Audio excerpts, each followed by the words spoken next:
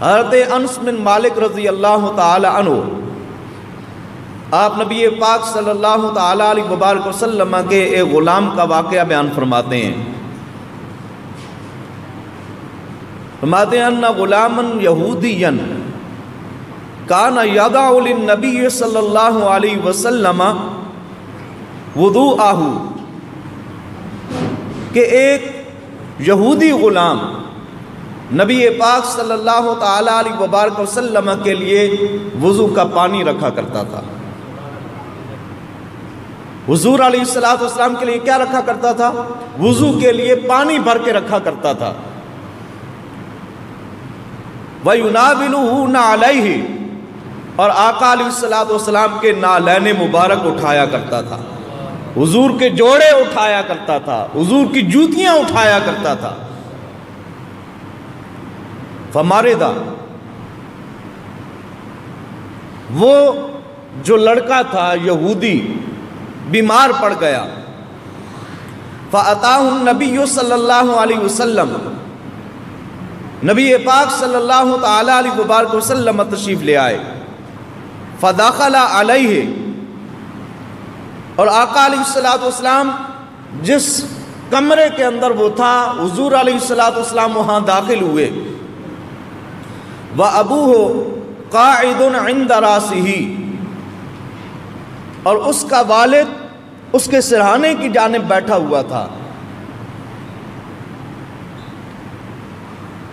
جس وقت سیدنا صدیق اکبر رضی اللہ تعالی عنہ آپ کے وصال کا وقت قریب آیا، حضرت علی المرتضیٰ کرم اللہ وجہ الکریم سیدنا صدیق اکبر رضی اللہ تعالی عنہ کے پاس آئے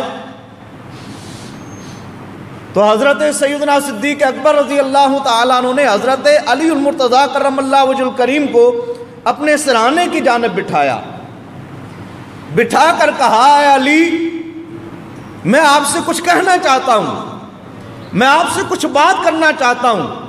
حضرت علی المرتضیٰ کرم اللہ وجہ الکریم سیدنا صدیق اکبر رضی اللہ تعالیٰ عنہ کی گفتگو سننے کے لیے ہمتاً گوش ہو گئے. تو سیدنا صدیق اکبر رضی اللہ تعالیٰ عنہ نے فرمایا، اے علی، جن ہاتھوں سے رسول اللہ کو غسل دیا ہے، ابو بکر کو بھی انہی ہاتھوں سے غسل دینا. جن ہاتھوں سے رسول اللہ کو کفن دیا ہے، مجھے بھی ان ہاتھوں سے کفن دینا. حضرت انس فرماتے ہیں کہ وہ یہودی غلام جو آقا علیہ السلام کے لیے وضو کے لیے پانی بھرا کرتا تھا، حضور علیہ السلام کے نالین اٹھایا کرتا تھا، وہ بیمار پڑ گیا تو آقا علیہ السلام اس کے پاس آئے. حضور علیہ السلام اس کے کمرے کے اندر داخل ہوئے، اس کا والد اس کے سرہانے کی جانب بیٹھا ہوا تھا. فقال له النبی صلی اللہ علیہ وسلم، اب آقا علیہ السلام کی جس وقت نگاہ پڑی تو آقا علیہ السلام نے فرمایا، یا فلان قل لا الہ الا اللہ، اے فلان لا الہ الا اللہ پڑھ، اے لڑکے لا الہ الا اللہ پڑھ. فناظر الی ابیہ، اس نوجوان نے اپنے والد کی طرف دیکھا.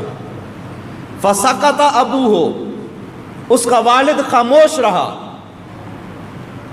فعاد علیہ النبی صلی اللہ علیہ وسلم، نبی پاک صلی اللہ تعالی علیہ وبارک وسلم نے دوبارہ اسے فرمایا کہ اے لڑکے لا الہ الا اللہ پڑھ. جس وقت آقا علیہ السلام نے دوبارہ اسے فرمایا کہ لا الہ الا اللہ پڑھ، فنظر الی ابیہ، پھر اس نے اپنے والد کی طرف دیکھا.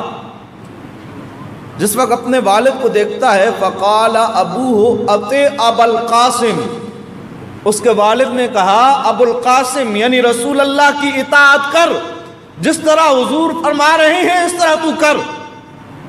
خود بھی یہودی تھا، والد بھی یہودی تھا، وہ یہ چاہتا تھا کہ رسول اللہ کی رضا ہے، میرا والد بھی اس بات پہ راضی ہو جائے تو میں کلمہ طیبہ پڑھ کے اسلام میں داخل ہو جاؤں.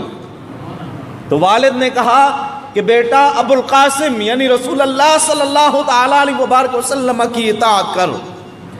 وقال الغلام اشہد ان لا الہ الا اللہ وانک رسول اللہ، اس غلام نے اپنی زبان سے کہا کہ میں گواہی دیتا ہوں کہ اللہ کے علاوہ کوئی معبود نہیں، اور اس بات کی گواہی دیتا ہوں کہ بے شک اللہ نے آپ کو رسول برحق بنا کر بھیجا ہے۔ اب اس غلام نے یہ کلمہ جس وقت پڑھا، اس کی موت واقع ہو گئی، اس کا آخری وقت تھا، اس کی موت واقع ہو گئی۔ فخرج النبی صلی اللہ علیہ وسلم، نبی پاک صلی اللہ تعالیٰ علیہ وبارک وسلم وہاں سے نکلے،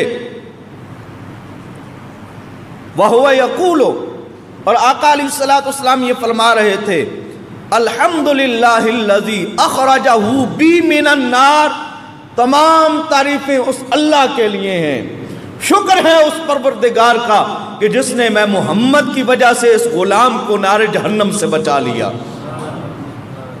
تو جس شخص کا آخری کلام موت کے وقت لا الہ الا اللہ بن جائے، اللہ اس شخص کو نار جہنم سے محفوظ فرما لیتا ہے۔